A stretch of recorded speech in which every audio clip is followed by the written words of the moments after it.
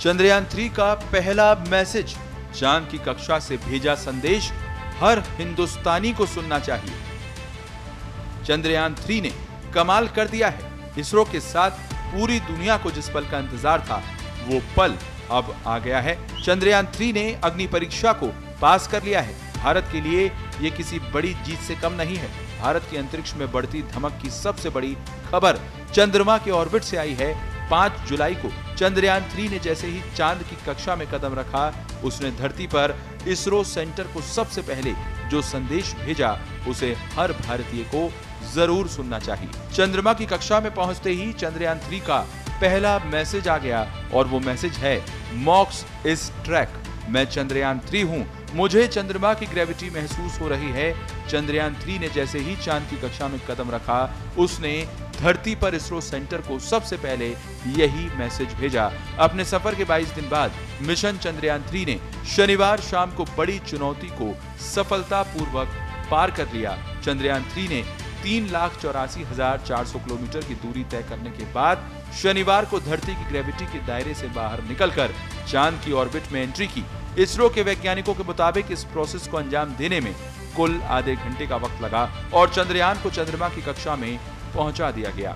अब इंतजार उस पल का है जब चंद्रयान 3 चांद की सतह पर उतरेगा। चंद्रयान 3 चांद के चारों तरफ 5 चक्कर लगाएगा।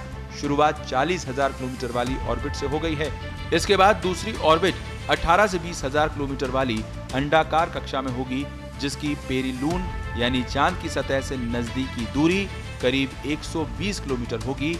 इसके बाद तीसरी मैन्यूवर में 4 से 5,000 किलोमीटर, फिर चौथे में 1,000 किलोमीटर, पांचवे में 100 किलोमीटर की गोलाकार कक्षा हासिल होगी। अब आपको बताते हैं चंद्रमा के चारों तरफ चंद्रयान 3 किस तारीख में कौन सी ऑर्बिट बदलेगा। 6 अगस्त की रात 11 बजे के आसपास चंद्रयान को चांद के दूसरे ऑर्बिट में डाला जाएगा। वहीं 9 अगस्त की दोपहर 1:45 बजे के आसपास तीसरी ऑर्बिट मैन्यूवरिंग होगी। 14 अगस्त को दोपहर 12 बजे के आसपास चौथी और 16 अगस्त की सुबह 8:30 बजे के आसपास पांचवां लूनर ऑर्बिट इंजेक्शन होगा। 17 अगस्त को प्रोपल्शन मॉड्यूल और लैंडर मॉड्यूल अलग होंगे। 17 अगस्त को ही चंद्रयान को चांद की 100 किलोमीटर ऊंचाई वाली गोलाकार कक्षा में डाला जाएगा और 18 और 20 अगस्त को डी ऑर्बिटिंग होगी, यानी चांद के ऑर्बिट की दूरी को कम किया जाएगा। लैंडर मॉड्यूल 100x35 किलोमीटर की ऑर्बिट में जाएगा। इसके बाद 23 अगस्त की शाम 5:47 पर चंद्रयान की लैंडिंग कराई जा सकती है। आपको बता दें कि चंद्रयान 2 में विक्रम लैंडर की हार्ड लैंडिंग हो गई थी। 3 महीने बाद अमेरिकी स्पेस एजेंसी नासा ने इसका मलबा ढूंढा था। इसके 4 साल बाद अब फिर इसरो चंद्रयान 3 के जरिए लैंडर और रोवर को दक्षिणी ध्रुव पर उतारने की कोशिश करेगा। रोवर एक 6 पहियों का रोबोट है जो लैंडर के अंदर ही होगा और लैंडिंग के बाद बाहर आएगा। चंद्रयान 3 से चंद्रमा का निर्माण और विकास जिस तरह से हुआ है, उसे समझने से पृथ्वी सहित सौरमंडल के इतिहास को समझने में मदद मिलेगी। चंद्रमा सबसे निकटतम खगोलीय पिंड भी है। इस पर अंतरिक्ष खोज का प्रयास किया जा सकता है। भविष्य के लिए चंद्रमा पर अंतरिक्ष अड्डे स्थापित किए जा सकते हैं।